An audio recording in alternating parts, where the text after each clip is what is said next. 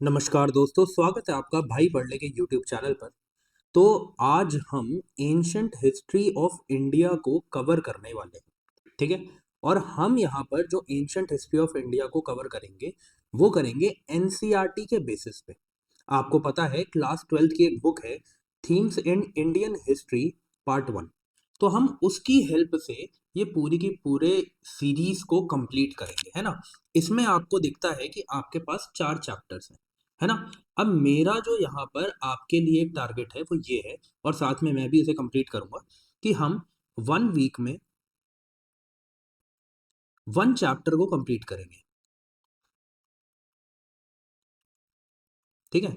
और मैं आपसे भी कुछ मतलब इसके ऊपर इंसाइट चाहता हूँ कि आप क्या सोचते हैं, आप क्या समझते हैं, आप भी मुझे कमेंट सेक्शन में बताना कि 1 वीक में हम 3 क्लासेस रखेंगे, ठीक है। और वो क्लासेस होगी मंडे, थर्सडे एंड संडे को, ठीक है।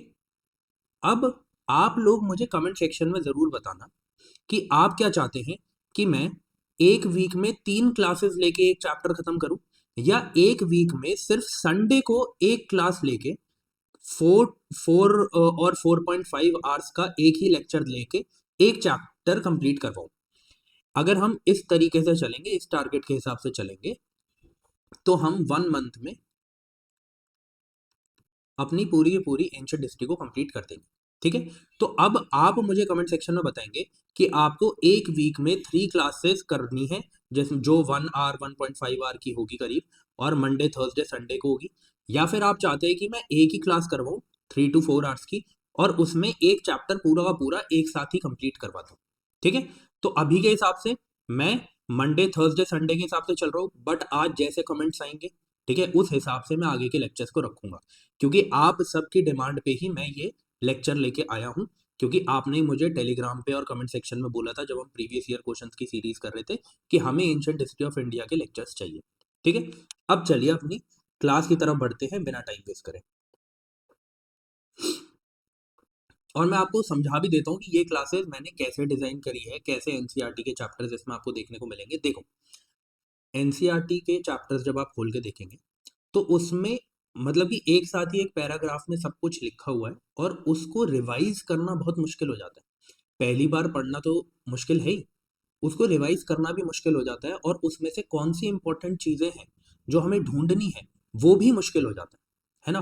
तो मैंने आप लोगों के लिए क्या किया है, मैंने उन पॉइंट्स को, उन मतलब कि समझ लो सेंटेंसेस को, और उन इंपॉर्टेंट थीम्स को यहाँ पर आपके सामने उठा के रखा है बहुत ही सेग्रीगेटेड वे, ठीक है। ताकि आप जब रिवाइज करें तो आपको कुछ भी फालतू की चीज पढ़ने की जरूरत ना पड़े, ठीक है। इस वजह से मैंने इस सेशन को इस तरीके से डिजाइन किया है। अब देखिए, आप जब अपने बुक को खोलेंगे तो उसमें पहली चीज आपको दिखेगी कि सील से रिलेटेड चीज बता रखी है, और मेनली उसमें इस सील की बात करी गई है। बट ऐसा तो नहीं है कि सील सिर्फ एक ही तरीके की है, सील तो बहुत सारे तरीके की होती है। तो मैंने क्या किया है, मैंने उस एक पर्टिकुलर वर्ड को, कीवर्ड को उठाकर चीजें आपको डिफाइन कर दी है, ताकि आपको एटलीस्ट पता हो सील क्या होता है। और उसके बाद मैंने आपको डिफाइन किया है कि ये वाला सील जैसा कि बुक में दिया गया है वो क्या है, ठीक है। तो बस मैं स्टार्टिंग के 5 मिनट इसलिए ले रहा हूं, आपको समझ आए कि हम इस पूरे लेक्चर में करने क्या वाले हैं, ठीक है। ये लेक्चर अगर कोई ऐसा बच्चा देख रहा है जो पहली बार एंशियंट हिस्ट्री पढ़ रहा है या इस बुक को पढ़ रहा है, उसके लिए भी ये जो बुक है और ये जो लेक्चर्स हैं ये बहुत ज़्यादा इंपॉर्टेंट है। प्लस ये जो मैंने यहाँ पे टेक्स्ट प्रोवाइड किया है वो आपको बहुत ज़्यादा हेल्प करेगा रिवीजन में भी, ठीक है। तो जो पहले से पढ़ चुके हैं, रिवाइज कर रहे हैं, उनके लिए भी ये बहुत ज़्यादा इंपॉर्टेंट है। अब देखिए, अब हम चलते हैं अपने पहले पेज की तरफ। पहले पेज में देखो, आप पहला कॉलम दिया होगा, उसमें आपको सील से रिलेटेड चीजें दिख रही होंगी, है ना। अब देखो, आप अपनी बुक साइड में खोल सकते हैं, ठीक है। और उसमें देख सकते हैं कि जैसे जैसे टॉपिक्स दिए गए हैं वैसे वैसे हम कवर कर रहे हैं, ओके। तो अब देखो जरा, अब हम चलते हैं अपने लेक्चर की तरफ। सबसे पहले आप इस बात को समझो कि सील्स जो हमें हड़प्पन सिविलाइजेशन में देखने को मिल रहे थे, ठीक है। आपको पता है पहला चैप्टर जो है वो इंडस वैली सिविलाइजेशन, जिसको हम हड़प्पन कल्चर भी बोलते हैं या फिर हड़प्पन सिविलाइजेशन भी बोलते हैं, उससे रिलेटेड है। तो उससे रिलेटेड ही हम चीजें यहाँ पे पढ़ रहे हैं, है ना। तो आई होप आपने बुक खोली हुई होगी। अब देखो जरा, यहाँ पे सबसे पहले जो सील्स है वो समझ लेते हैं कि बहुत सारे सील्स जो हमें हड़प्पन कल्टी सिविलाइजेशन में देखने को मिले हैं, इंडस वैली सिविलाइजेशन में देखने को मिले हैं, वो मेनली किससे बनाए गए? स्टेटाइट से। किससे? स्टेटाइट से। स्टेटाइट है क्या? एक सॉफ्ट रिवर स्टोन है। क्या है? एक सॉफ्ट रिवर स्टोन है। तो सबसे पहले हमें समझ में आ गया कि जो सील्स हैं, जो मैक्सिमम नंबर ऑफ सील्स हैं, वो इससे बनाए गए हैं। तो अब अगर कोई स्टेटमेंट वहां पे लिखी हुई आती है कि most of the seals in Harappan culture और हड़प्पन सिविलाइजेशन और Indus valley civilisation were predominantly made from steatite, ठीक है, तो आपको समझ जाना है वो सही है। ठीक है। अब मैंने बोला मोस्ट, तो बाकी जो बचे हुए उनका क्या था? तो बाकी जो बचे हुए थे वो कुछ हमें एगेट, कुछ चर्ट, कोई कॉपर, कोई फेंस, कोई टेराकोटा, कोई गोल्ड, कोई आइवरी, इससे बना हुआ दिख रहा था। ठीक है। तो मैक्सिमम नंबर स्केटाइट और बाकी सब थोड़े बहुत जो थे वो इसमें भी हमें देखने को मिले। गोल्ड इसमें इंपॉर्टेंट है, प्लीज याद रखना। इस बात को आई होप आप समझ चुके होंगे। आयरन की क्या यहाँ पे बात करी गई है? याद रखना आयरन की बात यहाँ पे नहीं करी गई है। आयरन नहीं मिलता था यहाँ पे, तो आयरन के मतलब कि आयरन का कोई भी सील यहाँ पे आपको नहीं देखने को मिलेगा। आई होप इस बात को आप समझ चुके होंगे। अब यहाँ पे बोला गया प्रोसेस क्या था इन सील्स को बनाने का। तो ये जो स्टेटाइट सील थे इन्हें कार्व किया जाता था, मतलब इन पर इस तरीके से, आप जैसे ये यूनिकॉर्न देख रहे हैं, इस तरीके से कार्विंग करी जाती थी डिफरेंट डिफरेंट एनिमल्स की। ठीक है, जिनमें से एक एनिमल ये है। ओके। तो बोला गया जो स्टेटाइट सील है उसे कार्व किया जाता था, were often fired at high temperature. High temperature पर, क्योंकि तभी आप कार्विंग कर सकते हैं ना, ताकि to increase their durability and give them smooth and lustrous finish, मतलब कि शाइनी फिनिश। ओके। तो इस तरीके से बनाया जाता था। मेनली हमें ऊपर वाले जो 2 पॉइंट थे वही याद रखने हैं। ओके। अब हम सील्स के बारे में ये जान लेते कि इनका फिजिकल फीचर और इनके डिजाइन कैसे थे। ठीक है। तो हमने देखा कि जो स्टैंडर्ड सील थे वो टिपिकली स्क्वायर शेप में होते थे। वो टिपिकली क्या होते थे? स्क्वायर शेप में होते थे। और उनकी जो, मतलब कि जैसे हम कहेंगे कि जो मेजरिंग थी वो 2 इंटू 2 इंचेस की थी।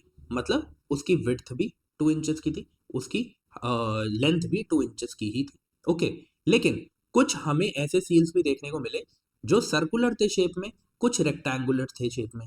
तो आपको एक बात समझ में आई कि स्टैंडर्ड जो वहां पर हमें सील्स देखने को मिल रहे थे वो स्क्वायर थे, बट ऐसा नहीं था कि सिर्फ स्क्वायर ही मिल रहे थे। तो अगर किसी स्टेटमेंट में ऐसा लिखा आ जाए कि only square seals were found in Harappan civilisation, आप समझ जाना गलत है। हमें सर्कुलर भी मिले, हमें रेक्टेंगुलर भी मिले। ओके। फिर उसके बाद बोला गया कि जितने भी सील थे, क्या लिखा गया? एवरी, मतलब कोई भी ऐसा सील था नहीं था जिसमें ऐसा नहीं हुआ था। कैसा नहीं हुआ था? कि पिक्टोग्राफिक स्क्रिप्ट मिलती थी हर एक सील में। कैसी मिलती थी? पिक्टोग्राफिक। पिक्टोग्राफिक का मतलब क्या है? कि पिक्चर्स बनी हुई होती थी उस सील में। ठीक है। और कुछ डेटा दिया गया होता था। यहाँ पे ना कुछ लैंग्वेज लिखी गई है, आपको ये यूनिकॉर्न के ऊपर दिख रहा होगा। यहाँ पे ये जो ऊपर आपको यहाँ पे दिख रहा है, ये कुछ लैंग्वेज लिखी गई है जिसे अभी तक डिसाइफर नहीं किया गया। मतलब अभी तक पता नहीं चला है कि ये लैंग्वेज क्या थी। अभी तक पता नहीं चला है कि ये लैंग्वेज क्या थी। हमें एनिमल दिखा, एनिमल के ऊपर हमें कुछ लिखा हुआ दिखा, पर हम उसे अभी तक डिसाइफर नहीं कर पाए।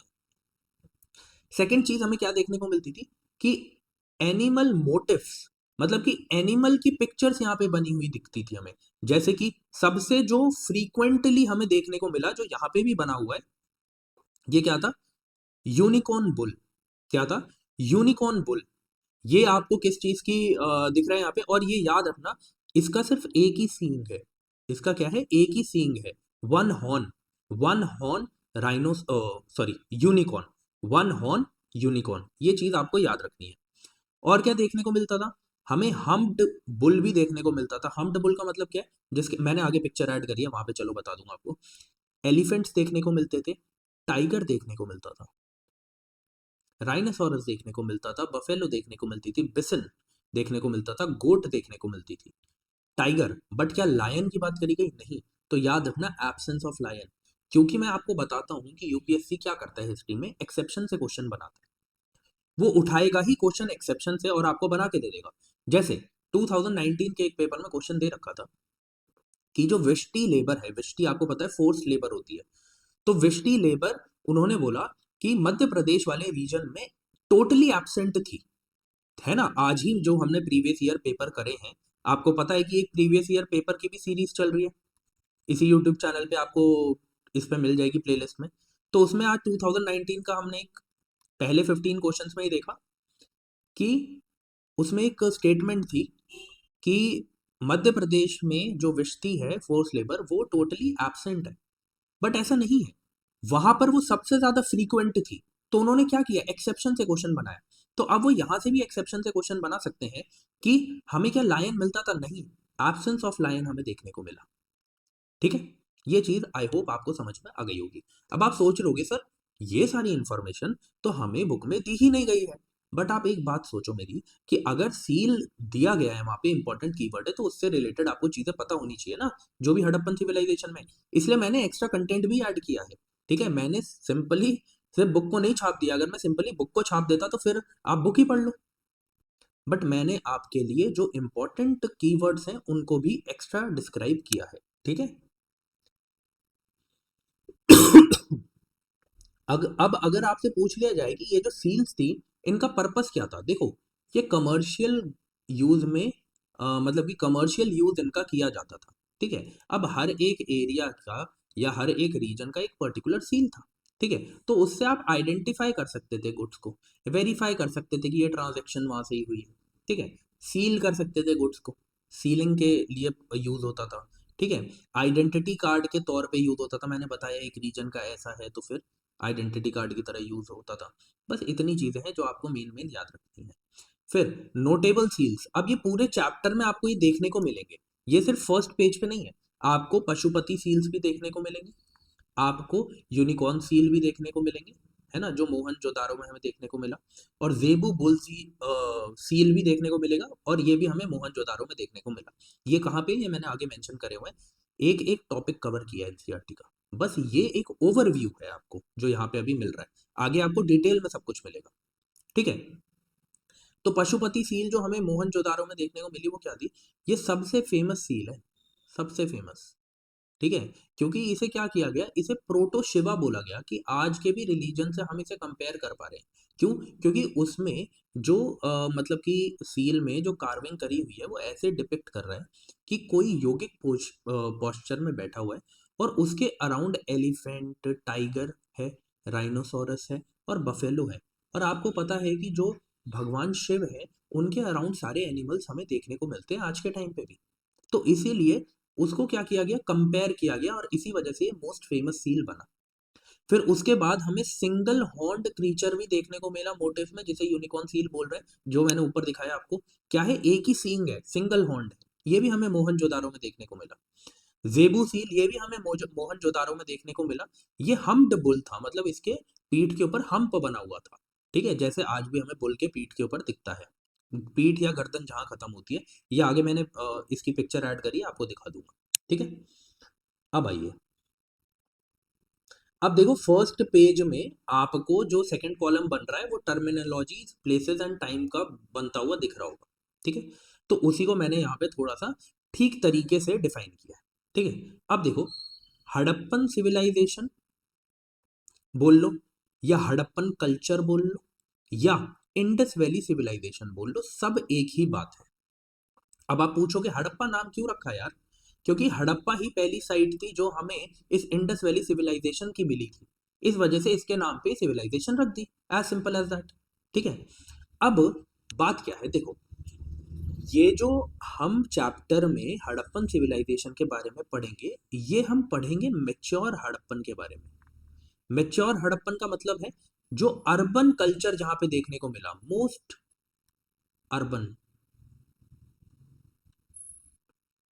अब ऐसा तो नहीं होता कि कोई सिविलाइजेशन आई और सीधा ही सीधा मेच्योर बन गई एकदम, ऐसा तो नहीं होता। बच्चा भी पहले पैदा होता है, बहुत सारी चीजें सीखता है, फिर उसकी एक एज आती है जिस टाइम पे वो सबसे ज्यादा मेच्योर होता है ना, सबसे ज्यादा वो अपने उस स्टेज में होता है जब सबसे ज्यादा कार्य कर पाए। फिर उसके बाद एक एज आती है जब ओल्ड एज आती है, और उसके बाद वो चीज खत्म हो जाती है। ऐसा ही हड़प्पन सिविलाइजेशन के साथ हुआ। एक अर्ली हड़प्पन हमें देखने को मिला जिसमें चीजें इतनी मॉडर्न नहीं थी। ठीक है, वो स्टार्टिंग एज थी, यहाँ पे सोसाइटी एग्रीगेरियन थी। ठीक है, यहाँ पे वो जिसे हम कहते हैं कि गाय भैंस भी चराते थे, पेस्टोरल भी थी। ठीक है।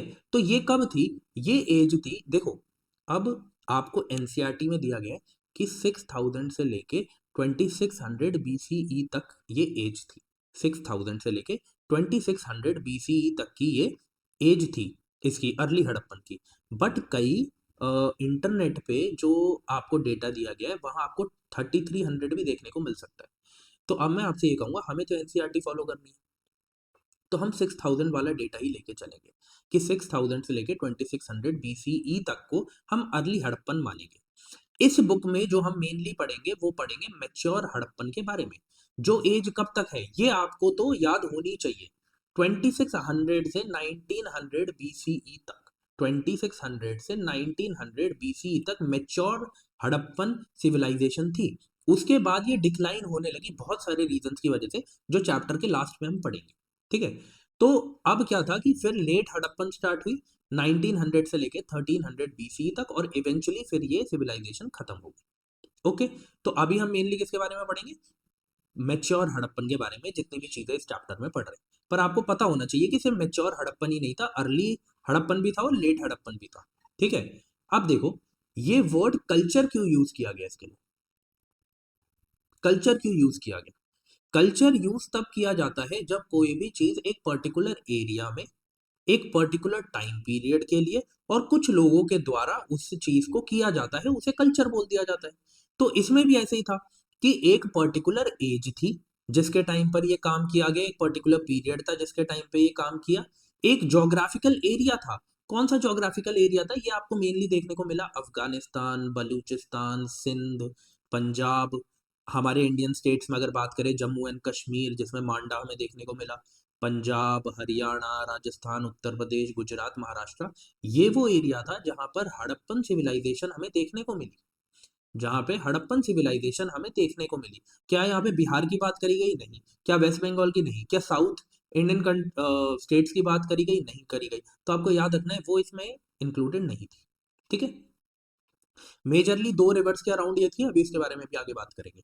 फिर कौन से ऑब्जेक्ट्स हमें पता चलता है कि ये इनका कल्चर था, जैसे उनकी पॉटरी देख के, उनकी ब्रिक्स देखकर, कुछ ने बेक्ड ब्रिक्स को यूज किया था, कुछ ने अनबेक्ड ब्रिक्स को यूज किया था। वहां की सील्स को देख के, वहां के वेट सिस्टम को देख के, जो मेजरमेंट सिस्टम था उसे देख के, वहां की बीट्स को देखकर, स्टोन ब्लेड्स को देखकर, कॉपर को देख के, ब्रॉन्ज आर्टिकल को देख के, इन सबको देख के हम पता लगा सकते हैं कि वहां के ऑब्जेक्ट्स कैसे थे। तो इन सबको ही तो मिलाकर एक कल्चर बनता है, इन सबको ही मिला के एक कल्चर बनता है कि उनकी हैबिट्स कैसी है। तो इसीलिए हड़प्पन सिविलाइजेशन को या इंडस वैली सिविलाइजेशन को हड़प्पन कल्चर भी बोला गया। अब जो आपके छोटे से कॉलम में चीजें लिखी हुई थी वो आपको बहुत अच्छे से समझ में आ गई होगी एक इलेबोरेटिव वे में, है ना। अब आगे बढ़ते हैं। अब आपका सेकंड पेज पे आपको देखने को मिलेगा बिगिनिंग्स लिखा हुआ है ना। उससे पहले एक मैप दिया गया है, उस मैप को अभी हम नेक्स्ट पेज में डिस्कस करेंगे, पर पहले बिगिनिंग देख लेते ताकि मैं आपको बता दूं कि उस मैप में क्या क्या है। ठीक है। अब ये हुआ, अर्ली हड़प्पन की बात करते हैं, छोटा सा अर्ली हड़प्पन, उसके बाद इसके बारे में बात नहीं होगी। ठीक है। फिर मैंने ये दोनों डेट्स क्यों लिखी अब आप समझ गए होंगे, मैं आपको समझा चुका हूँ। ये एक्चुअली ये जो अर्ली हड़प्पन है इसमें जो पोट्री हमें यूज करने को दिखी, एग्रीकल्चर सिस्टम देखने को मिला, पैस्टरलिज्म देखने को मिला, ये हमें मेच्योर हड़प्पन में नहीं देखने को मिला। तो इसलिए बोला गया है यहाँ की जो पोट्री थी वो डिस्टिंक्टिव थी, अलग थी। यहाँ पे हमें एग्रीकल्चर देखने को मिला, हमें पैस्टरलिज्म देखने को मिला और कुछ क्राफ्ट देखने को मिले। ठीक है। सेटलमेंट यहाँ पर बहुत बड़ी सेटलमेंट्स नहीं थी अर्ली हड़प्पन में। मैंने आपको क्या बोला, एक सिविलाइजेशन अभी फॉर्म हो रही है, तो यहाँ की सेटलमेंट्स कैसी है, छोटी है। एंड कोई भी हमें लार्ज बिल्डिंग नहीं देखने को मिली, जैसे हमें सिटाडल मेच्योर हड़प्पन में देखने को मिला, है ना। सिटाडल लार्ज बिल्डिंग्स थी, उसे एक मतलब कि उठे हुए एरिया में बनाया गया था। ठीक है। उसके नीचे ब्रिक्स को यूज करके उसे ऊपर किया गया था बाकी सेटलमेंट से। तो ऐसी चीजें हमें यहाँ नहीं देखने को मिली, क्योंकि ये अभी अभी बस रही थी। आप मेरी बातों को सुनते जाना, ऐसे ही एग्जाम में याद आएगा। एग्जाम में अगर वो आपको घुमाने की कोशिश करेंगे तो आपको घूमना नहीं है। ठीक है। यहाँ पे जो मैं सर्कल कर रहा हूँ वो बिल्कुल याद रखना, एग्रीकल्चर और पैस्टोरलिज्म, मतलब कि पैस्च्योर जो करते हैं, वो हमें यहाँ पे देखने को मिला। सेटलमेंट्स छोटी थी और कोई भी लार्ज बिल्डिंग नहीं थी। अब क्या हुआ कि इस अर्ली हड़प्पन से मैच्योर हड़प्पन में हमें जो अ, जैसे हम कहते हैं ट्रांसफॉर्मेशन देखने को मिला, वो धीरे था, ग्रेजुअल था, टाइम के साथ हुआ है। ठीक है, कैसे कि एक सिविलाइजेशन में अपने आप डेवलपमेंट्स आई, अपन एक सिविलाइजेशन में अपने आप डेवलपमेंट आई और धीरे धीरे करके वो मेच्योर हड़प्पन में चले गए। अब देखो 2025 और 26 का जो प्रिंट है उसमें ये वाली लाइन नहीं लिखी गई, लेकिन जो मैंने थोड़ी सी पुरानी एनसीईआरटी देखी 21 22 वाली, उसमें ये चीज भी लिखी हुई है कि हमें एक मेच्योर हड़प्पन और अर्ली हड़प्पन में एक थोड़ा सा गैप देखने को मिला था। और इसको उन्होंने कैसे एविडेंट किया, उनको कैसे बोला कि इसके एविडेंस क्या है। उनका कहना यह था कि हमें burning, large scale of burning मिली कुछ साइट्स पे। मतलब कि कुछ लोग एक जगह से दूसरी जगह जा रहे थे, तो उसके लिए उन्होंने क्या किया, अपनी पुरानी सेटलमेंट को जला दिया। ठीक है, और हमें यह देखने को मिला कि कुछ सेटलमेंट जो थी वो खाली पड़ी हुई थी।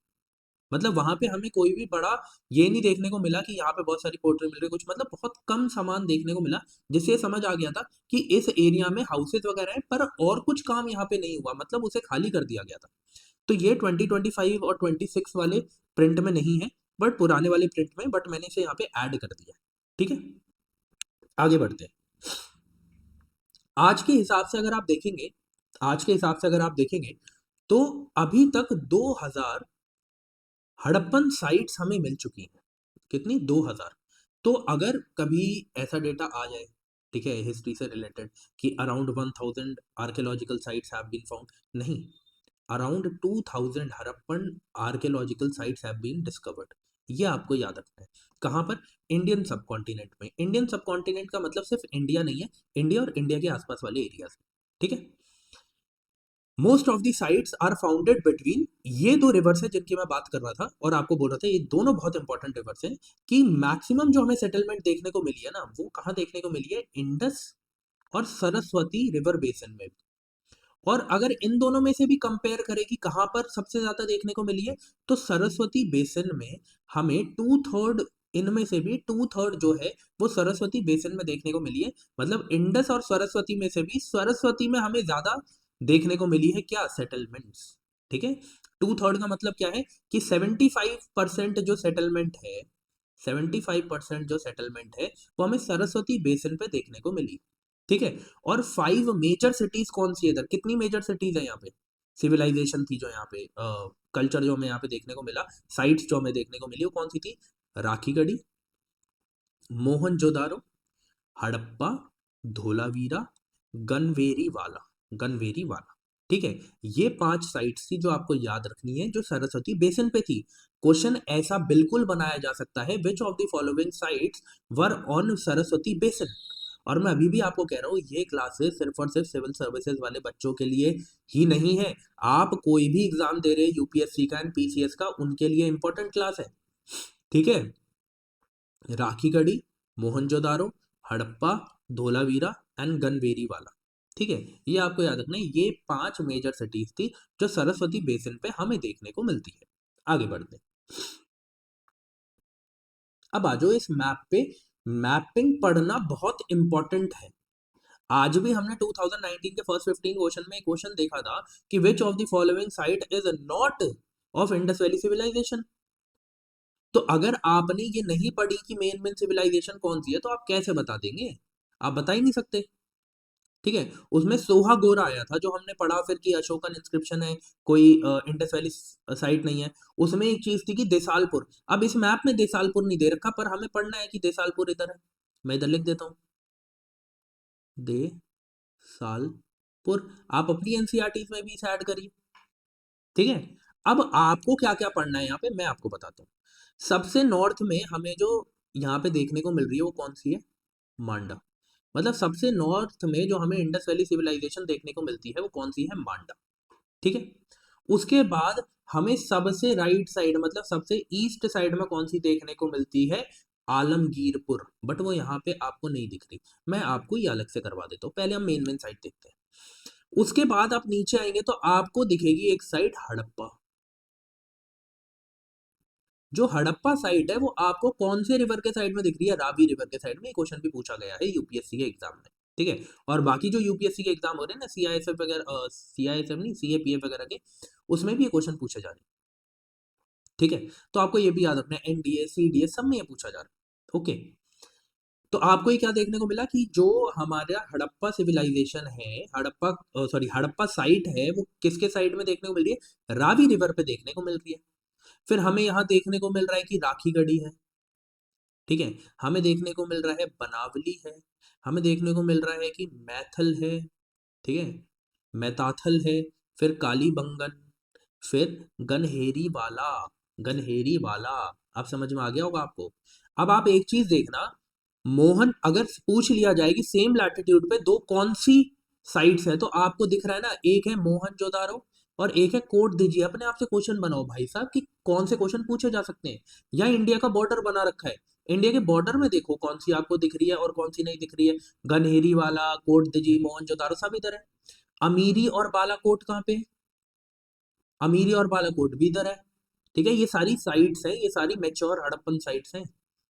फिर उसके बाद धोलावीरा देखने को मिल रही है, चान्हू दारो देखने को मिल रही है, नागेश्वर देखने को मिल रही है, दिसालपुर मैंने आपको बता दिया, ठीक है। अब इसमें आपको मेन मेन याद क्या करना है? मेन मेन आपको याद करना है कि सबसे ईस्ट वाली कौन सी है, सबसे नॉर्थ वाली कौन सी है, सबसे वेस्ट वाली कौन सी है, और सबसे साउथ वाली साइड कौन सी है। तो मैं आपको ये लिखवा देता हूँ, है ना। उसके लिए मैं क्या करता हूँ, उसके लिए मैं यहाँ पर ऐसे ये बनाता हूँ, ठीक है। और अब फिर मैं आपको बता दूंगा कि कौन सी कहाँ पर है।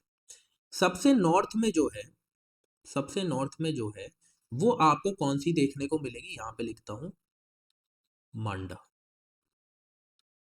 ये कहां पे है? जम्मू एंड कश्मीर में। अब आप बात करेंगे कि सबसे ईस्ट में आपको कौन सी देखने को मिलती है, तो यहां हमें देखने को मिलती है आलमगीर पुर। ये कहां पे? यूपी में है। अच्छा, तो ये कौन सी रिवर पे हमें ये देखने को मिलती है? तो मैं ऐसे लिख देता हूं, on Hindon river, Hindon river, ठीक है। अब आ जाते हैं इधर, मैं थोड़ा सा पेन चेंज करता हूँ नहीं तो आपको कंफ्यूजन हो जाएगी। साउथ पे, ठीक है। सबसे ज्यादा साउथ में हमें कौन सी देखने को मिलती है? दैमाबाद। कौन सी? दैमाबाद। ये जो आपको दैमाबाद देखने को मिल रही है कहां पे है? महाराष्ट्र, ठीक है। कौन सी रिवर पर है? ऐसे लिख देता हूं, ऑन परावर। अच्छे से लिखते हैं, अच्छे से,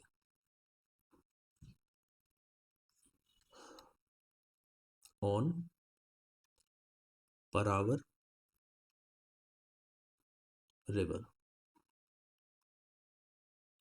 ठीक है। उसके बाद हम बात करते हैं, ब्लैक से करता हूँ बाकी। उसके बाद हम देखते हैं कि सबसे ज्यादा हमें वेस्ट में कौन सी देखने को मिल रही है।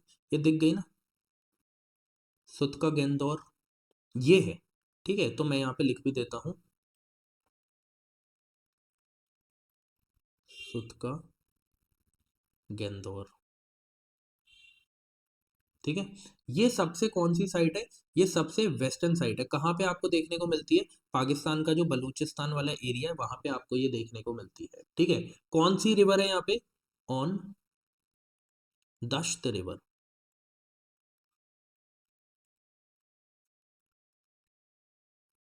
तो ये चीज थी जो आपको पता होनी चाहिए, ठीक है। प्लीज ये याद रखना, हड़प्पा जो हड़प्पन सिविलाइजेशन है वो रावी रिवर पर है, ठीक है।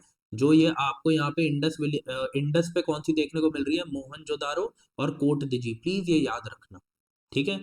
आगे बढ़ते हैं। और इस ये जो एक डायग्राम है ना, ये आपको बहुत मार्क्स दिला सकता है अगर आप इसे ढंग से पढ़ते हैं तो, ठीक है। मैंने देसालपुर इधर क्यों लिख दिया? मैंने देसालपुर इसलिए लिख दिया क्योंकि एक ऑप्शन में हमें यार 2019 में देखने को मिला था, ठीक है।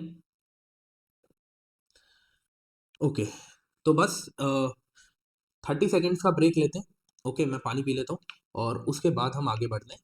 तब तक आप थोड़ा सा अपने एनसीईआरटी में देख लो कि हमने क्या क्या पढ़ा है। बाकी जो सेकंड है उसके बाद आपको सेकंड पेज पे ही 2 पे लिखा दिख रहा होगा, सबसिस्टेंस स्ट्रैटेजीज। तो ये सबसिस्टेंस स्ट्रैटेजीज क्या थी? ठीक है, कैसे वो रहते थे, कैसे वो मतलब कि क्या वो डेली बेसिस पे करते थे, अपना खाना पीना, वो सारी चीजें हम यहाँ पे देखेंगे। ठीक है, तो बस मुझे 30 सेकंड्स दो, थोड़ा गले को रेस्ट देता हूँ और पानी पी लेता हूँ बस।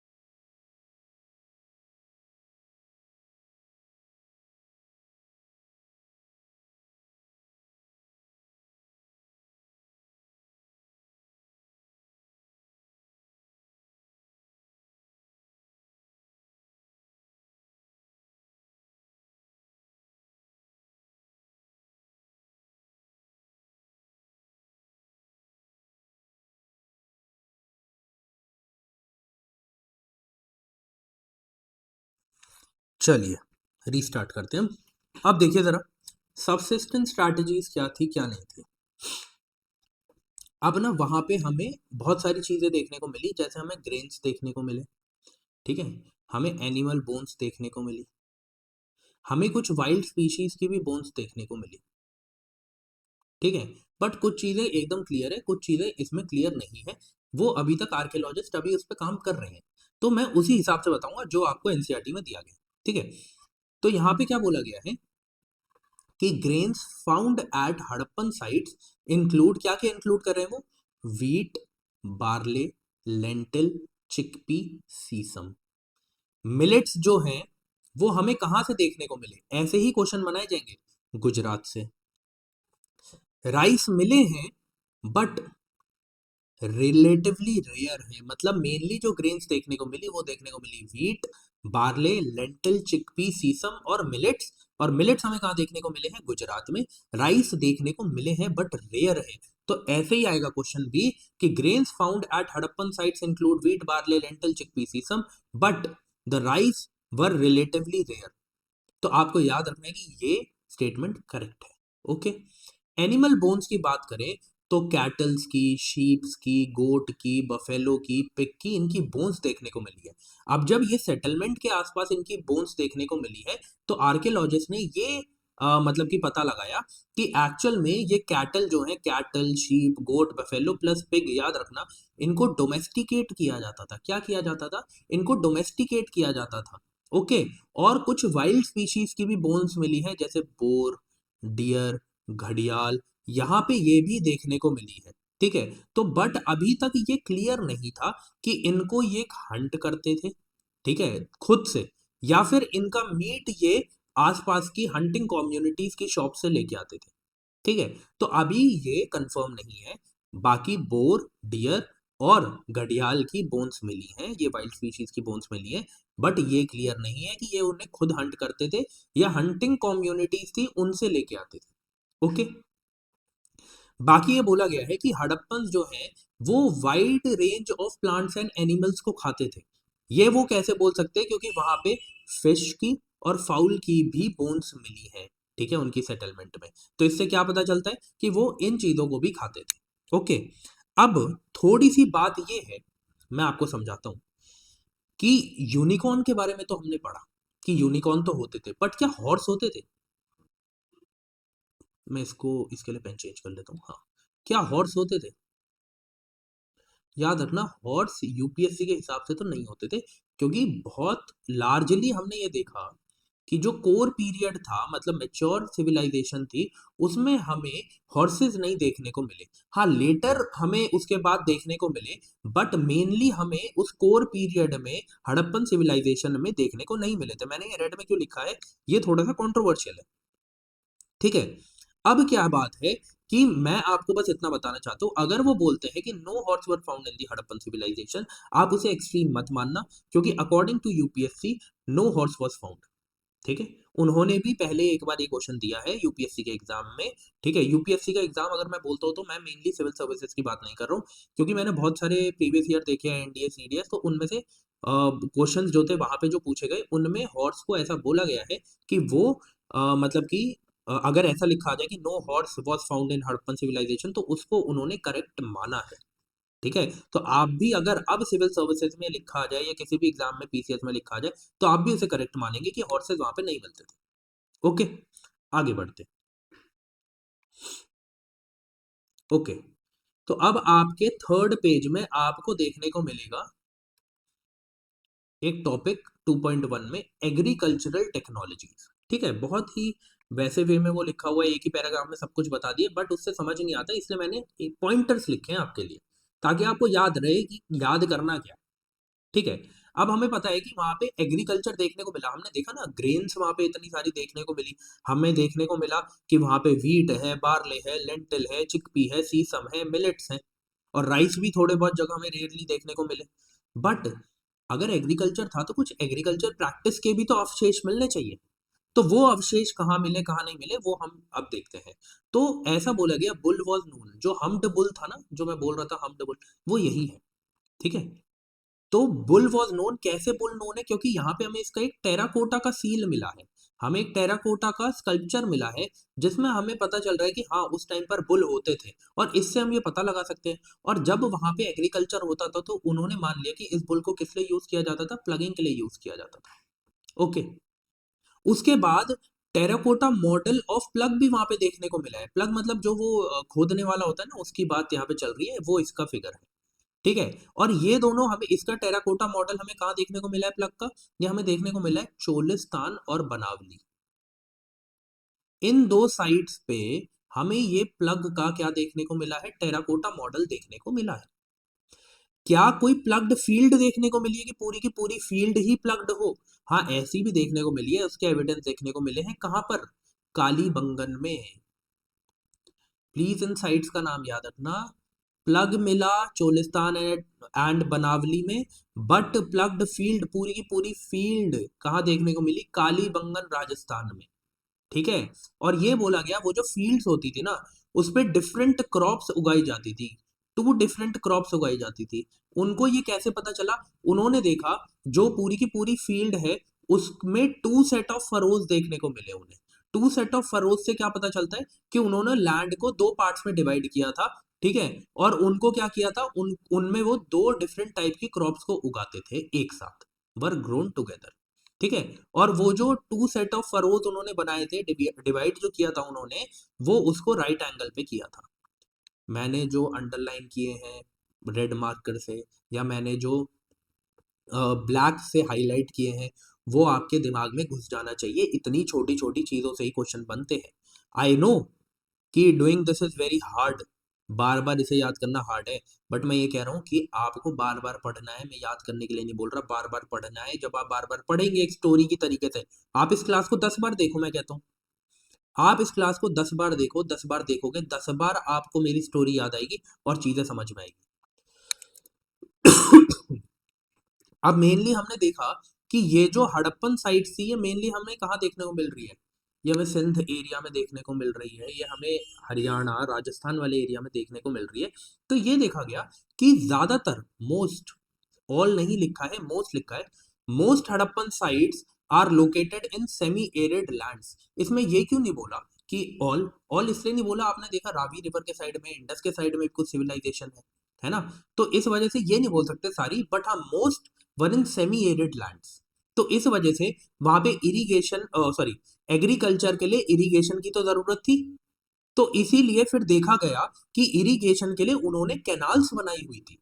अब देखो, कनेक्ट करो स्टोरी को, कैनाल्स क्यों मिली, कैनाल्स इसलिए मिली, हमने देखा बहुत सारी साइट्स जो थी, most of the sites semi arid land पे थी, जहां पे अगर आपको एग्रीकल्चर करना है तो इरिगेशन चाहिए, इरिगेशन के लिए आपको कैनाल्स चाहिए। तो ये देखा कि ट्रेसेस ऑफ कैनाल्स भी मिले हैं। कहाँ पे मिले, शौरतुगई, शौरतुगई ये कहाँ पे है, अफगानिस्तान में है, ये अफगानिस्तान में है। अब आपको बहुत सारे लोग यूट्यूब पे लास्ट पे आके कह देते कहीं ऐसी स्टेटमेंट मिल जाए ना, शॉर्तू की एक चीज यहाँ पे होती है बट नॉट लगा दिया जाए तो वो गलत हो जाएगा। भाई ऐसा नहीं होता है, मैं बार बार बोल रहा हूँ। हाँ मोस्ट ऑफ द केसेस में देखने को मिलेगा, पर सारी स्टेटमेंट्स में ट्रू नहीं है। क्यों? अब यहाँ पे देखो शॉर्तू, एनसीईआरटी में खुद ही स्टेटमेंट लिखी है कि शॉर्तू गई में है अफगानिस्तान में ट्रेसेस ऑफ कैनाल मिले, बट पंजाब एंड सिंध में नहीं देखने को मिले हैं, but not in Punjab and Sindh. क्यों नहीं मिले होंगे? सतलज रिवर है वहां पे यार। ठीक है, ठीक है। तो आपको पंजाब में क्यों नहीं देखने को मिले होंगे? क्योंकि आपको समझ आ गया। ठीक है। अब आपको ये याद रखना है, बट नॉट इन पंजाब और सिंध, बट कहाँ पे? शॉर्तू गई इन अफगानिस्तान। अब आपसे वो क्वेश्चन ऐसा ही पूछेंगे कि ट्रेसेस ऑफ कैनाल्स कहाँ पे देखने को मिले, तो आपको पता होना चाहिए अफगानिस्तान में शॉर्तू गई एक जगह है वहां पे। फिर वाटर रिजर्वॉयर्स हमें कहाँ पे देखने को मिले, ये मैंने उसका एग्जाम्पल डाला। वाटर रिजर्वॉयर्स हमें देखने को मिले, जब भी वाटर रिजर्वॉयर देख लो तो याद रखना धोलावीरा इन गुजरात। धोलावीरा इन गुजरात। यहाँ पे मैसनरी वर्क किया गया था। मैसनरी वर्क का मतलब क्या है कि जो ये बनाया गया पूरा का पूरा वाटर रिजर्वॉयर रिजर्वॉयर, इसमें बहुत सारा जो काम किया गया था वो किससे किया गया था? वो स्टोन से किया गया था। तो स्टोन से जो वर्क किया जाए उसे क्या बोलते हैं? Masonry work. ठीक है। ये ऐसी चीजें नहीं लिखी है एनसीईआरटी में, मैंने आपके लिए ऐड करी है ताकि आपके लिए चीजें पढ़ना आसान हो जाए। ठीक है।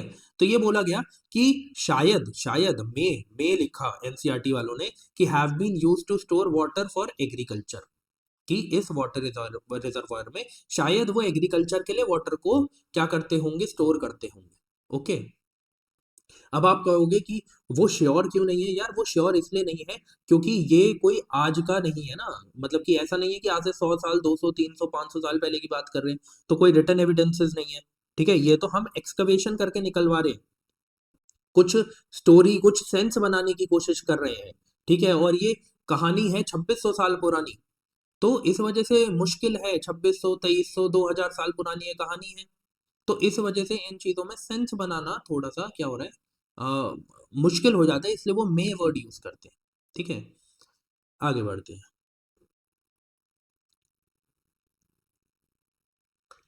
अब आते हैं इधर हम कि यहाँ पे ना एक आपको ब्लू कलर का वहां पे कॉलम दिखेगा पेज नंबर 4 में। ठीक है। पेज नंबर 4 में जो ब्लू कलर का कॉलम है उसमें एक चीज बात करी गई, एक बात करी गई है सैडल कोन की। ये सैडल कोन क्या है इसके बारे में अभी हम बात करेंगे। ठीक है। तो मेनली अभी क्या लिखा गया है यहाँ पे देखो कि हमें वहां पर कुछ ना फूड को प्रोसेस करने वाले टूल्स भी मिले हैं। फूड को प्रोसेस करने वाले टूल्स भी मिले, जैसे कि ग्राइंडिंग के लिए आपको आज के टाइम पे जो सिलबट्टा देखने को मिलता है ना, सिलबट्टा जिसपे पुदीना और बाकी चीजें रगड़ते हैं। अब तो खैर मिक्सर आ गए हैं, बट जो सिलबट्टा होता है उस पे पहले पीसा जाता था चीजों को। तो यही सिलबट्टा हमें वहां पे भी देखने को मिला है, उसी को सैडल कॉर्न्स बोला गया। तो वही बोला गया है कि फूड की प्रोसेसिंग के लिए या ग्राइंडिंग के लिए कुछ इक्विपमेंट यूज करे जाते थे। ठीक है। वो किससे बने हुए थे? वो स्टोन से बनाए जाते थे, वो मेटल से बनाए जाते थे, और वो टेराकोटा से भी बनाए जाते थे। तो तीनों चीजों से बनाए जाते थे। अब ऐसा क्वेश्चन आ जाए they were made of stone and metal but not terracotta, तो आप क्या बोलेंगे? गलत हो गया जी, टेराकोटा से भी बना हुआ होता था। ठीक है। अब ये बोला गया है कि ये जो नीचे में यहाँ पे लिखा हुआ है ना, ये पूरी की पूरी जो इन्फॉर्मेशन मिलती है वो हमें एक मोहनजोदारो के एक्सकवेशन से मिलती है। ठीक है। और मोहनजोदारो क्या है? बेस्ट नोन हड़प्पन साइट है।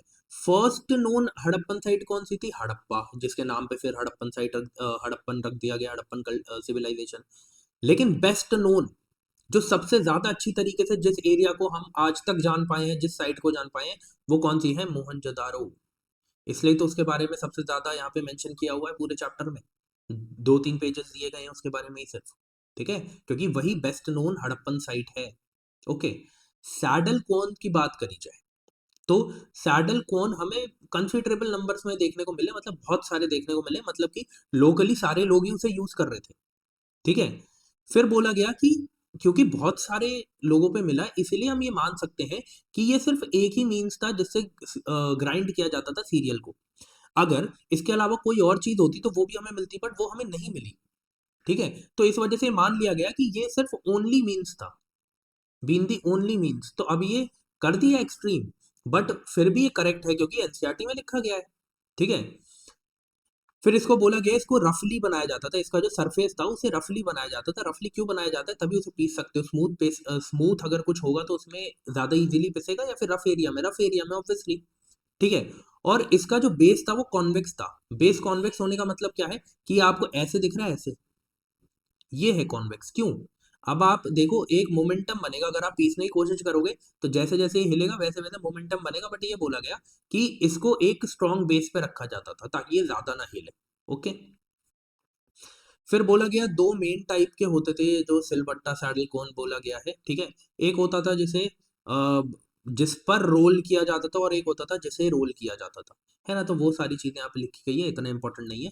बट आपको बस इतना पता होना चाहिए सैडल कौन किस किस चीज से बना हुआ होता था और किस काम में आता था और कौन सी साइट पे मिला था। तीनों चीजें हमने कर ली। ठीक है। आगे बढ़ते हैं।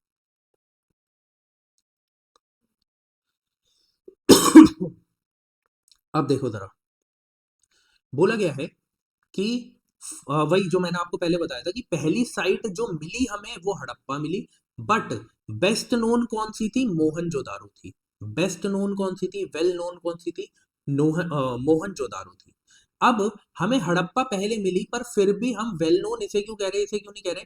क्योंकि क्या हुआ कि हड़प्पा सिविलाइजेशन जो थी उसमें ऐसा बोला गया कि उस टाइम के जो ब्रिक रॉबर्स थे वो यहाँ से ईंटें चुरा चुरा के ले जा चुके हैं। और ये बोला गया कि इतनी ले जा चुके हैं कि अगर आप उस ब्रिक को लगाना शुरू करोगे तो 100 माइल का जो लेंथ है वो कवर हो जाए, इतनी ब्रिक चुरा के वहां से ले गए।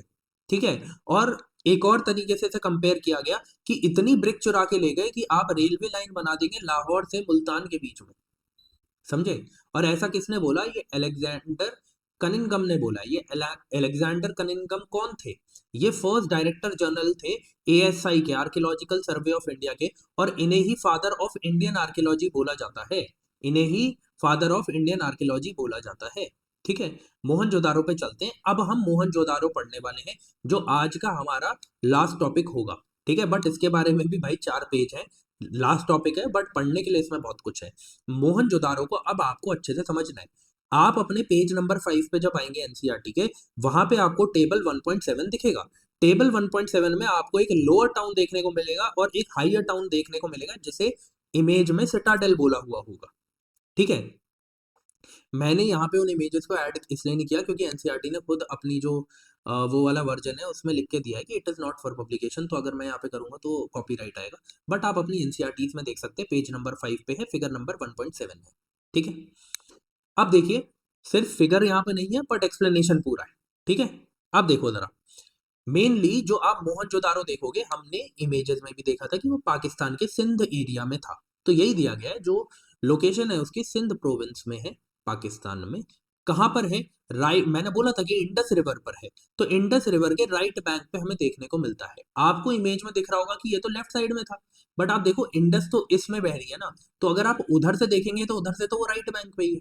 समझे इस चीज को? तो right bank of Indus river discovered by, किसने डिस्कवर किया? आर डी बैनर्जी ने किया था। आर डी बैनर्जी ने किया था 1922 में। पहली साइट कब फाइंड हुई थी, जरा मुझे कमेंट सेक्शन में बताना। इसको हम मोहनजोदारो को क्या बोलते हैं? माउंट ऑफ द डेड बोलते हैं, क्योंकि इस मोहनजोदारो का मतलब ही ये है, mount of the dead. Okay. ये 2 सेक्शंस में बटा हुआ था, 2 सेक्शन में बटा हुआ था। एक एरिया था जो हाइयर था, मतलब मैंने आपको बोला ना एक पर्टिकुलर प्लेटफॉर्म पे वो बनाया गया था, तो इसलिए वो हाइयर था। ठीक है। और बाकी जो सेटलमेंट थी वो नीचे की साइड थी, वो नीचे की साइड थी, वो नीचे की साइड थी। ठीक है। तो ये आपको याद रखना है कि ऊपर वाला जो सिटाडेल था वो छोटा था, वो ज्यादा बड़ा नहीं था। ये एक्चुअली ये पब्लिक पर्पसेस के लिए था, ये पब्लिक पर्पसेस के लिए था। बट जो नीचे वाला एरिया था जो बहुत बड़ा था, जिसे लोअर टाउन बोला जाता था, वो बहुत बड़ा था। क्यों? क्योंकि वो रेजिडेंस एरिया था, यहाँ पे लोग रहते थे। रेजिडेंस एरिया था, यहाँ पे लोग रहते थे। ठीक है। तो ये पूरा टाउन था, बहुत बड़ा टाउन। क्यों कह रहे हैं यार, ये अर्बन था बहुत ज्यादा। आज के हिसाब से भी आप देखेंगे नालियां जाम पड़ जाती है, उस टाइम पे नालियां जाम नहीं पड़ती थी। क्यों? अभी मैं आपको आगे बताऊंगा। इतने शानदार तरीके से इन्होंने सिस्टम बना रखा था, अर्बन प्लानिंग कोई इनसे सीखे। ठीक है। अब देखो, और जो नीचे वाला था, लोअर जो था, वो काफी बड़ा था। क्यों? मैंने बताया रेजिडेंस एरिया था तो वो तो बड़ा ही होगा। काम करने वाला एरिया छोटा होगा, वहां पे कुछ ही लोग जाके काम कर रहे हैं। बट जहां पे सारे लोग रह रहे हैं वो एरिया तो बड़ा होगा ना। ठीक है।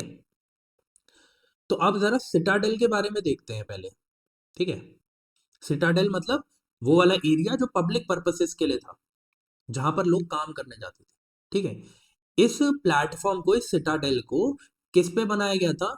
मड ब्रिक ब्रिक प्लेटफॉर्म पे, एक उठा हुआ प्लेटफॉर्म था, उस पे बनाया गया था। ये जो उठा हुआ प्लेटफॉर्म था, ये मड ब्रिक प्लेटफॉर्म था। ये उन ब्रिक से बना हुआ था जो ब्रिक्स मड से बनी हुई थी, ठीक है। और इसको सेपरेट किया गया था एक वॉल की हेल्प से, एक वॉल बनी हुई थी इस पर्टिकुलर सिटाडेल में और लोअर टाउन के बीच में, ठीक है। जो लोअर टाउन था, जो रेजिडेंशियल एरिया था, रेजिडेंशियल पर्पसेस के लिए यूज होता था, जहां लोग रहते थे, ठीक है। ये सिटाडेल और लोअर टाउन दोनों के बारे में हम डिस्कस करेंगे आगे, ठीक है। तो ज्यादा परेशान मत होना कि इतना सा बता के छोड़ दिया, नहीं भाई, पूरा पूरा पेज है उसके बारे में आगे, ठीक है। और जो लोअर टाउन था उसको भी वॉल किया हुआ था, मतलब उस पे भी हमने क्या किया था कि वॉल वॉल बनाई हुई थी उसके बीच में और सिटाडेल के बीच में, ये आपको याद रखना है। अब देखो, इतना बड़ा काम करना है, इतना बड़ा लोअर टाउन है, इतना बड़ा सिटाडेल है, तो हमें पता है ये कोई बच्चों का काम तो है नहीं। तो इसलिए बोला गया कि यहाँ पे जो लेबर यूज करी गई थी वो बहुत लार्ज स्केल में लेबर यूज करी गई थी, बहुत लार्ज स्केल में लेबर यूज करी हुई थी। अब मैंने आपको बता दिया यहाँ पे वॉल बनाई गई थी, किसके बीच में? सिटाडेल और उसके बीच में, लोअर टाउन के बीच में। बट कुछ एक्सेप्शंस भी है, रेड में लिखा है मैंने एक्सेप्शन, जो आपको याद करना है।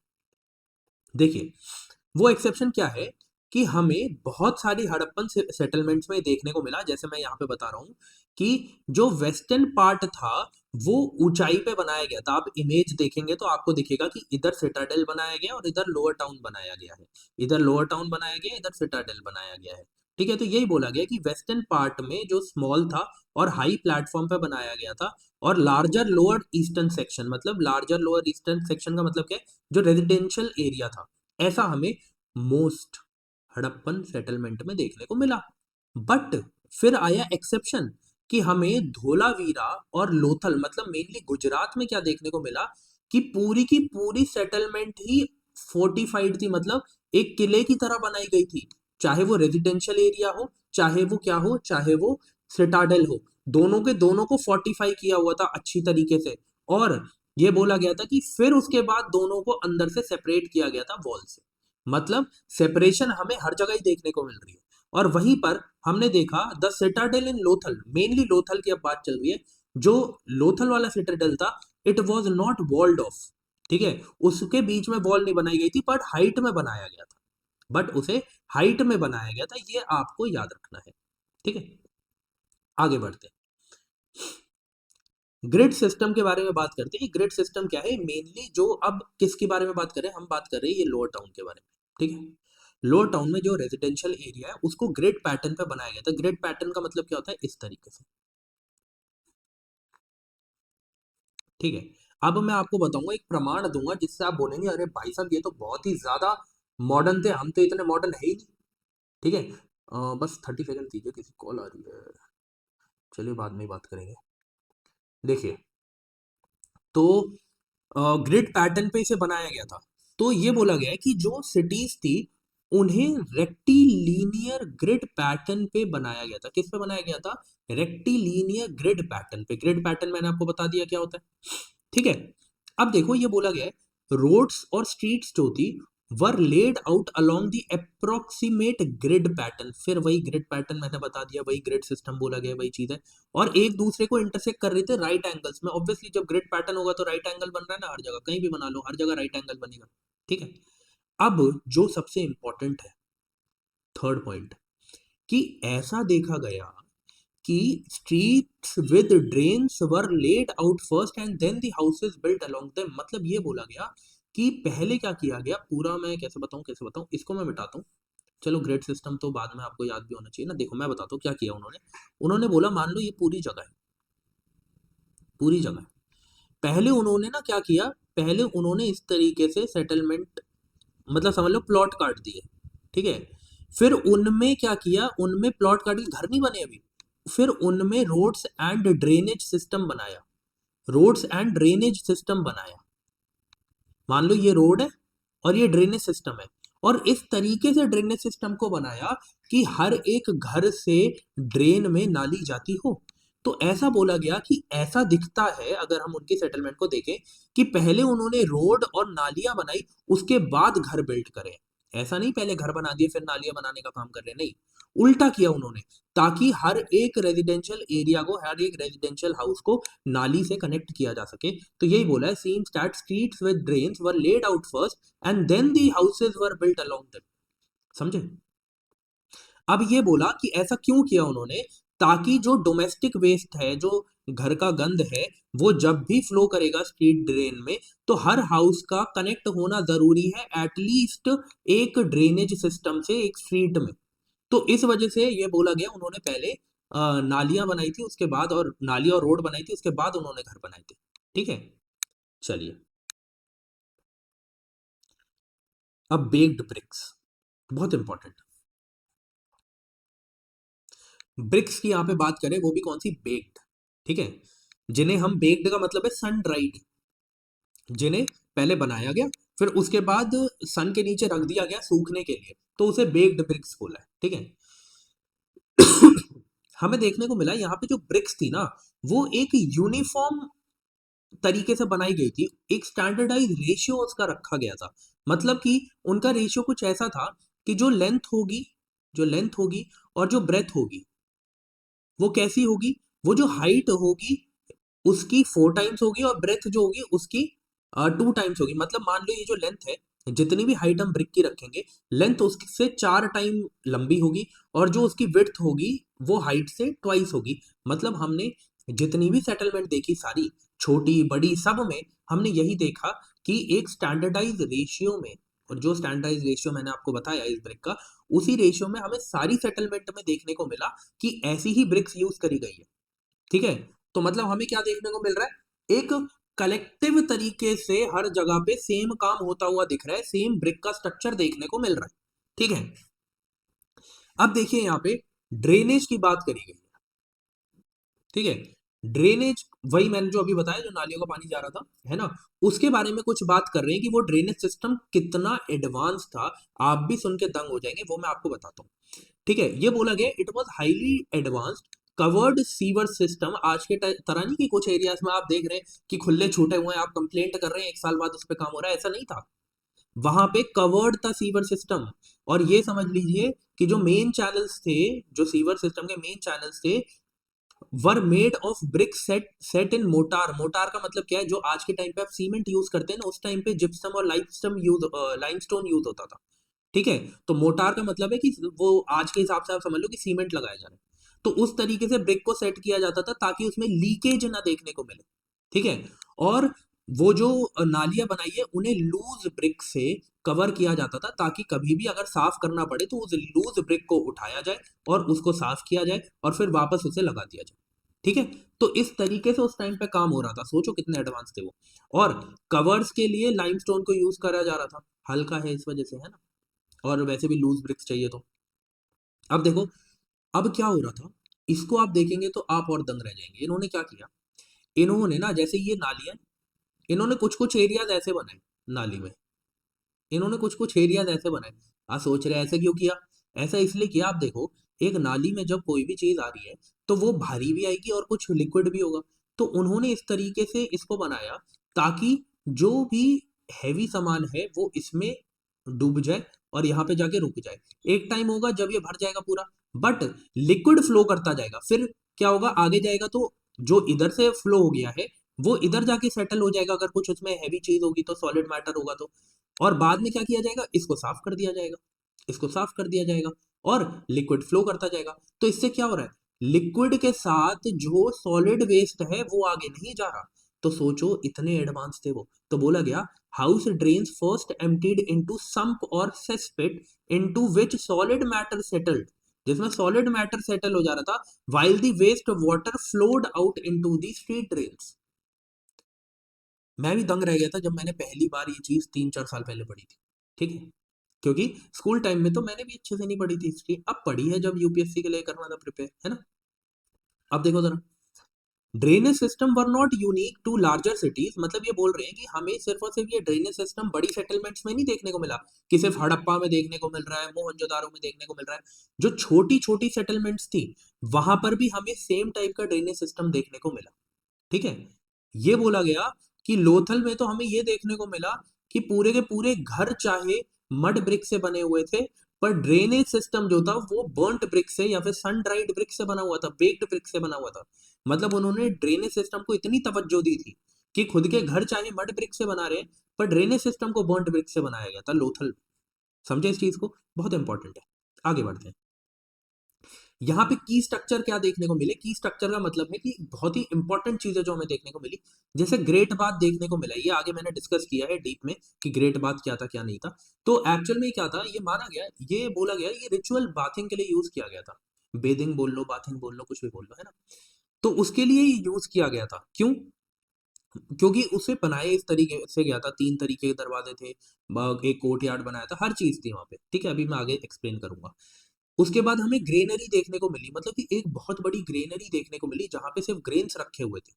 ठीक है, तो ऐसा माना गया कि वहां पे शायद ये अपने सरप्लस ग्रेन्स रखते होंगे, ताकि जब ऐसा समय आए कि कभी हमारे पास शॉर्टेज हो जाए ग्रेन्स की, तो उस टाइम पर इसे बांटा जाए जा सके। ठीक है, फिर उसके बाद हमें ये असेंबली हॉल, ये सब कहाँ देखने को मिल रहा है? ये सब हमें रेजिडेंशियल एरिया में तो देखने को नहीं मिलेगा। ये हमें कहाँ देखने को मिलेगी ये सारी चीजें? ये हमें सारी चीजें देखने को मिलेगी सिटाडेल में। क्यों? क्योंकि वही तो था कि पब्लिक पर्पस की चीजें वहां पे होती थी। फिर उसके बाद हाउसेस की बात करें, तो उसमें हमें कोर्ट यार्ड देखने को मिले, किचन देखने को मिले, बाथरूम देखने को मिले, वेल्स देखने को मिले। कोर्ट यार्ड तो इस तरीके से बनाया गया था कि बाहर से कोई भी आदमी अंदर देख ही नहीं सकता। इस तरीके से कोर्ट यार्ड का स्ट्रक्चर बनाया गया था, क्योंकि वहां पे बैठ के ही सारे काम किए जाते थे।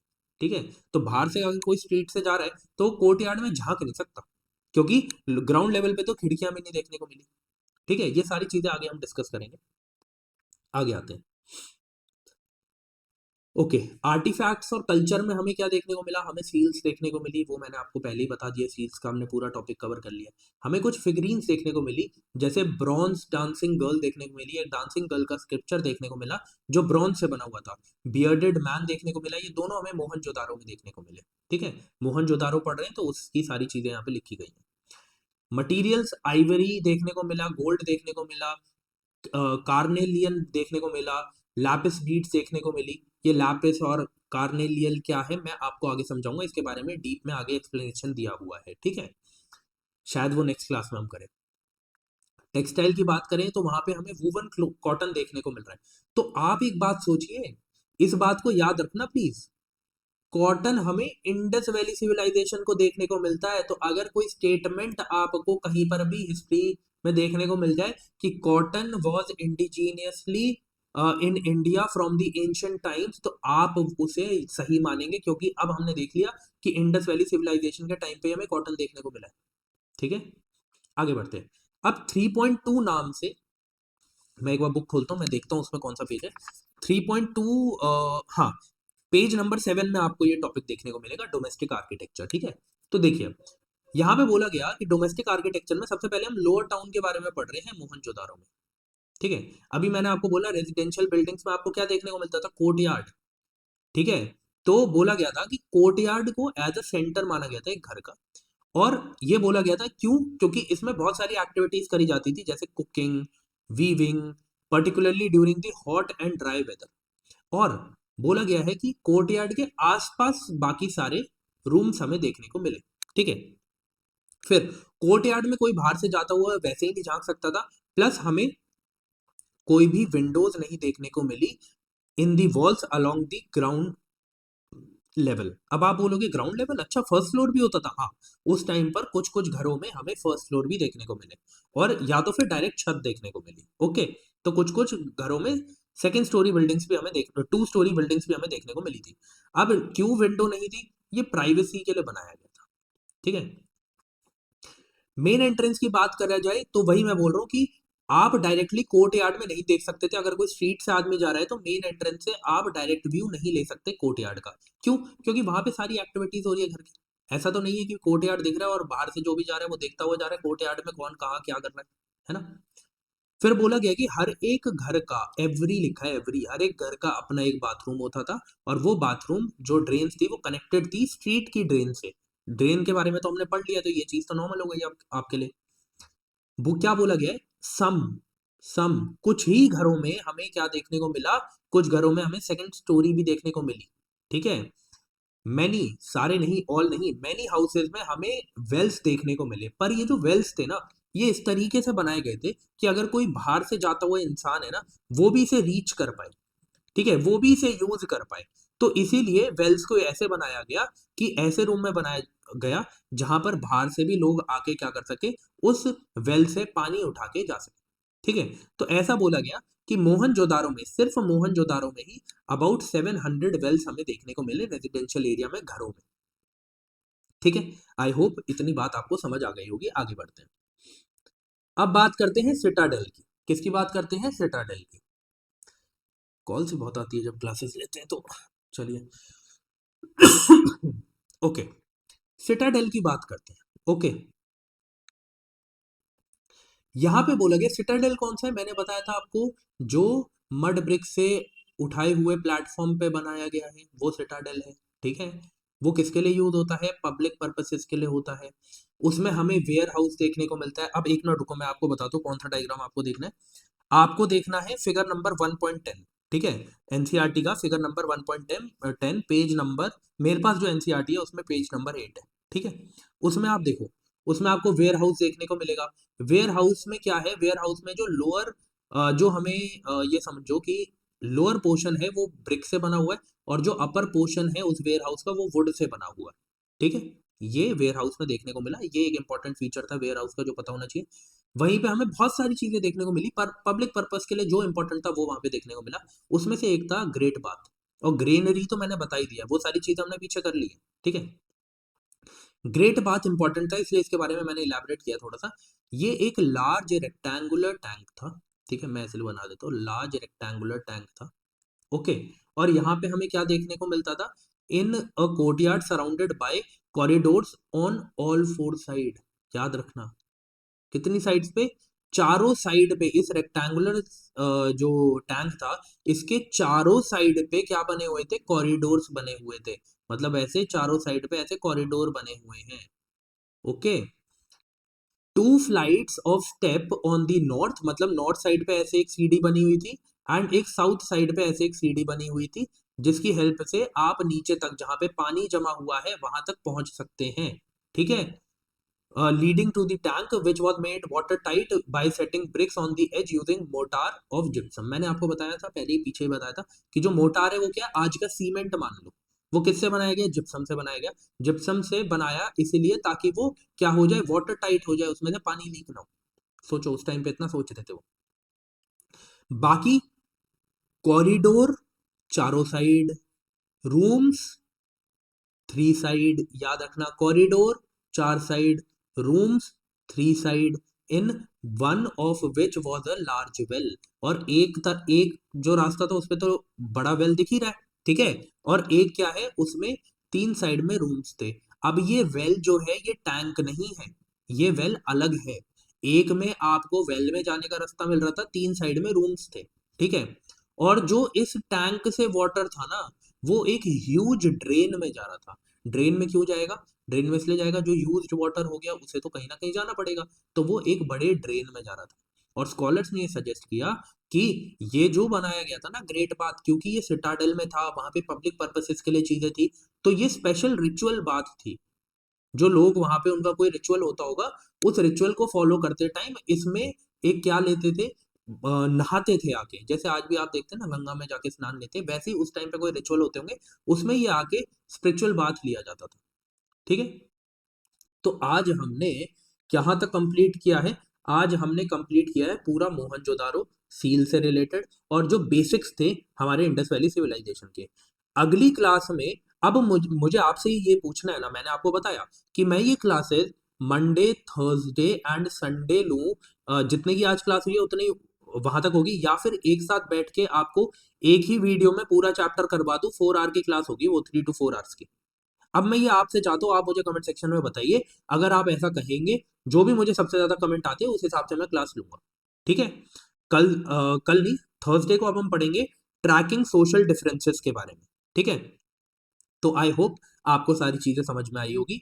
अपना फीडबैक मुझे प्लीज कमेंट सेक्शन में देना, ताकि मुझे समझ में आए कि आपको क्लासेस बढ़िया लग रही है, मेरा समझाना आपको समझ में आ रहा है या नहीं आ रहा है। बाकी अब हम मिलते हैं अगली क्लास में, तब तक के लिए जय हिंद।